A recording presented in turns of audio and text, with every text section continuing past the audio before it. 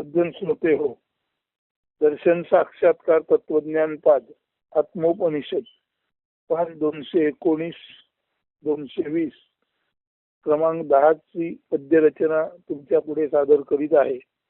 प्रथम थोडक्यात अर्थ सांगू. या काव्यामध्ये देह मनभान विसरून देह मन भावातीत झालेल्या संत साधूंचे जिवंतपणे अमर्याद होणे, व्यक्तिभाव टाकून विश्वंभर योगे समग्र होणे याबाबत स्पष्टीकरण केले आहे. सोहम हौसोची त्यांनी स्वतः याची देही याची डोळा अनुभूती घेतली असून त्यासाठी ज्या कोणाची विश्वंभर योग प्राप्तीची तळमळ आहे, मागच्या काव्यात आपण विश्वंभर योग पाहिला, तर त्याची तळमळ ज्या कोणाची आहे अशा कोणाची ही आस ते समर्थपणे पुरवण्यास तयार आहेत. त्याचे मृत्यूचे भय नष्ट करून एक तऱ्हेने ते म्हणजे असे संत अशा साधक भक्ताला मृत्युंजय बनवू इच्छितात.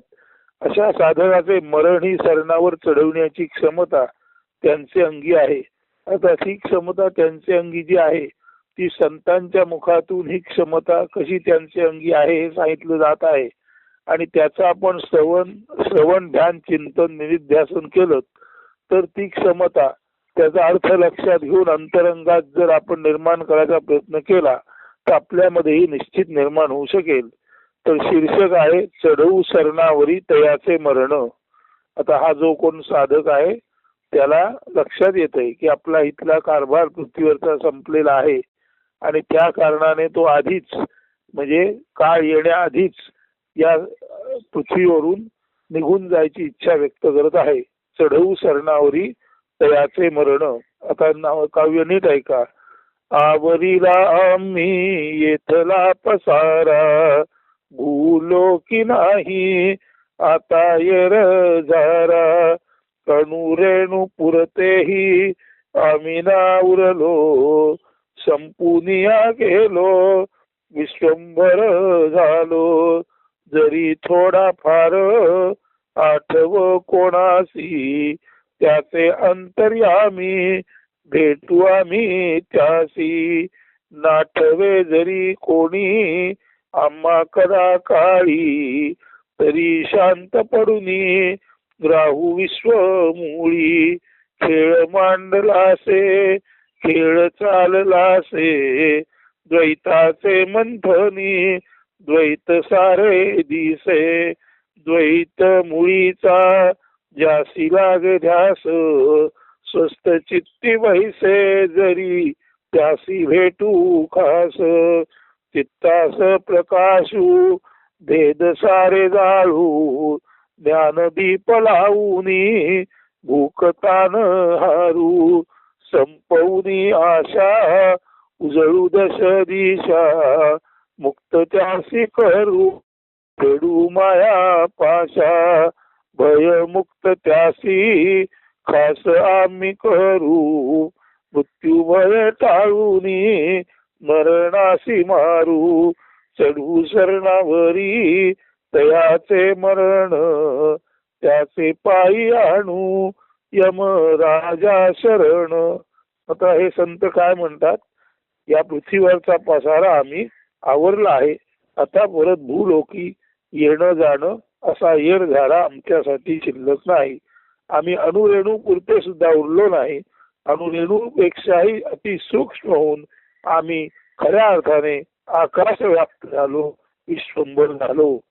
जरी आम्ही येथून गेल्यावर कुणाला थोडीफार आमची आठवण आली तरी जरूर त्याच्या अंतर्यामात तो जेव्हा आमचं चिंतन करील तेव्हा आम्ही त्याला आशादायी किंवा आशा दाखवणारे दूत, आशा दाखवणारे आशादूत किंवा देवदूत म्हणून निश्चित त्याच्या हृदयात आम्ही त्याला दर्शन देऊ. आणि जरी आमचा कोणाला आठवण झाला नाही, जरी आमची आठवण कोणी केली नाही, तरी सुद्धा त्या अस्तित्वाच्या मुळाशी विश्वमुळाशी शांत निवांतपणे त्या विष्णूसारखे आम्ही पडून राहू. पुढे असं हे संत म्हणतात की पुढे हा मरणाला जिंकलेला मृत्युंजय साधू म्हणतो, हा संपूर्ण खेळ चालला आहे आणि ह्या खेळात ज्याला द्वैत दिसतो, भेदाभेद दिसतो, त्याच्यासाठी सारं द्वैतच आहे. परंतु आमच्यासाठी साधू संतांसाठी हा जरी खेळ अनेक प्रकारचा दिसला एकाच परमेश्वराची ती अनेक प्रकारची लीला आहे. एकाच चैतन्याचे ते अनेक किरण आहेत. म्हणून या जगाकडे जो द्वैती दृष्टीने पाहिल त्याला भेदाभेद, द्वैत, भांडण, युद्ध, हिंसा दिसेल. आणि या जगाकडे जो केवळ एकच ब्रह्मप्रकाश अनेक रूपात नटलेला असा दिसेल त्याला द्वैत दिसेल, शांती दिसेल. त्याला कुठेही हिंसा दिसणार नाही. त्याला सर्वत्र आणि सर्वत्र प्रेमभाव, समता आणि वैश्विक करुणेचाच ज्याला आपण म्हणतो साक्षात्कार होईल. आणि एवढं सर्व झाल्यानंतर हे साधू जे म्हणतात आता आम्ही इथून गेल्यानंतर परत येणार नाही, तरी ते जायच्या अगोदर ते तुम्हा आम्हाला आश्वासन देतात. चित्तास प्रकाशू भेद सारे जाळू, ज्ञानदीप लावून भूक तान हारू, संपवून आशा उजळू दशदिशा, मुक्त त्यासी करू फेडू माया पाशा. आम्ही सर्वसामान्य माणसांना मुक्त करू, त्यांना मायारूपी पाशातून म्हणजे मायेच्या बंधनातून बाहेर काढू. त्याच्या चित्ताला प्रकाश देऊन त्याचं चित्त सर्वत्र एक चित्त होईल. म्हणजे सर्वत्र एकच चैतन्याचा दीप आहे हे त्याला कळेल. असं ज्ञान त्याला देऊन त्याचा जो चित्त दीप आहे, चित्तरूपी दिवा आहे, तो आम्ही प्रज्वलित करू. आणि ज्ञान दीप लावून भूक तान हारू, त्याच्या हृदयामध्ये ज्ञानाचा दिवा उजळू. आणि ज्याचा ज्ञानाचा दिवा उजळला त्याला भौतिक दृष्ट्या भूक, तहान, काम याच्या इच्छा राहतच नाहीत. आणि अशा माणसाच्या संपूर्ण आशा निराशेच्या असा माणूस संपूर्ण आशा निराशेच्या पलीकडे जातो. भूक, ताण, काम विसरून तो वासनांच्या पलीकडे जातो. आणि चित्त ज्ञानप्रकाशाने आम्ही अशा तऱ्हेने त्याचं उजळून टाकू आणि त्याला खऱ्या अर्थाने मुक्त करून त्याला जन्म मृत्यूच्या बंधनातून चुकवू. आणि असं एकदा जन्म मृत्यूचं बंधन त्याचं चुकलं की भयमुक्त त्यासी खास आम्ही करू. ज्याचं जन्म मृत्यूचं बंधनच चुकलं तो खऱ्या अर्थाने भयमुक्त झाला. आणि खऱ्या अर्थाने जो भयमुक्त झाला तो मरणालाही भीत नाही. म्हणून जेव्हा मरणाला एखादा माणूस भीत नाही तेव्हा मरण ही जी सर्वात भीतीदायक गोष्ट वाटते, ती भीतीदायक गोष्ट जर भीतीदायक वाटली नाही तर खऱ्या अर्थाने मरणाची भीती संपली.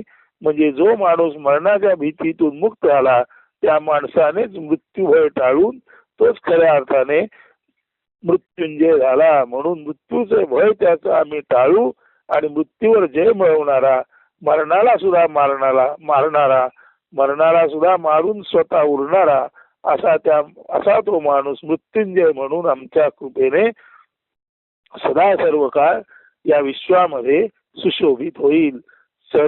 चढवू सरणावरी तयाचे मरण, त्याचे पायी आणू यमराजा शरण. खर तर मरण आल्यावर माणसाचा देह सरणावर चढवला तो ते साधू म्हणतात त्याचं मृत्यूचं भयच आम्ही तुमचं नष्ट करू आणि तुमच्या मरणालाच सरणावर चढवून तुमचं मृत्यूभय नष्ट करून मृत्यूचाही पराभव तुमच्याद्वारे होईल. अशा तऱ्हेने तुम्हाला आम्ही कायमस्वरूपी मृत्युंजय बनवण्याचे आश्वासन देतो. तेव्हा स्वतः असे जे मृत्यूभय टाळून या जन्मातच जे मुक्त आले त्यांनी तुम्हा आम्हाला आश्वासित केलेलं आहे. चढवू शरणावरी तयाचे मरण, त्याचे पायी आणू यमराजा शरण. जर साधू संतांचा आपण आश्रय घेतला, त्यांचा सत्संग केला, त्यांच्या उपदेशाचं मोल आपण समजून घेतलं, त्यापासून आपण खराखुरा बोध घेतला तर आपली मृत्यूची भीती संपेल आणि आपला मृत्यू जिवंतपणे आपणच शरणावर चढवत आहोत असं पाहून आपल्याला एक विलक्षण आनंद होईल. यमराजालाच आपण शरणावर चढवलं आणि लोकांचं मरण घेऊन येणारा यमराजच जेव्हा शरणावर चढतो, मृत्यूच जेव्हा शरणावर चढतो तेव्हा मृत्यू शरणावर ज्यामुळे चढला तो माणूस स्वतः मृत्युंजय म्हणजे मरणाच्या भीतीच्या पलीकडे जातो. आणि मरणाची भीती तेव्हाच राहत नाही जेव्हा माणसाला केवळ आणि केवळ आपण ब्रह्मचेतन आहोत. ब्रह्मचेतना ही नेहमी अमृतच असते, अमर्त्यच असते. देह पडतो पण ब्रह्मचेतना मरत नाही. हे एकदा का माणसाच्या ज्ञानामध्ये आणि ध्यानामध्ये आले की अशा माणसाचं मन, बुद्धी, हृदय हे खऱ्या अर्थाने वैश्विक मन, वैश्विक बुद्धी आणि वैश्विक हृदय बनतं. आणि जे वैश्विक आहे ते कधी नष्ट होत नाही, जे मर्यादित आहे ते नष्ट होतं. म्हणून आपण मर्यादित नाही, आपण अमर्यादित साहम द्यात आहोत. याचं एकदा ज्ञान संतांद्वारे आपल्याला झालं की आपलं मरण आपण आपल्या हातानेच शरणावर चढवलं. यमराज आपल्या पायाशी शरण आला आणि खऱ्या अर्थाने आपण मृत्युंजय म्हणून या विश्वामध्ये विलसित झालो असा त्याचा अर्थ आहे. आणि ही गोष्ट संत आपल्यासाठी सतत करतात. त्या कारणाने या संतांच्या भूमिकेकडे लक्ष देऊन त्यांच्या ज्ञानापासून आपण बोध घ्यावा आणि तो बोध घेऊन आपणही संतांसारखे मृत्यूला शरण आणणारे, मृत्यूचा पराजय करणारे मृत्युंजय बनावे. यासाठी या चिंतनाचा खचितच आपणाला उपयोग होईल. तेव्हा सज्जन श्रोते हो, सतत ध्यान चिंतन मनन निधिध्यासनात राहा आणि आपलं जीवन सार्थक करून घ्या. अस्तु. धन्यवाद. सुप्रभात. सुदिन.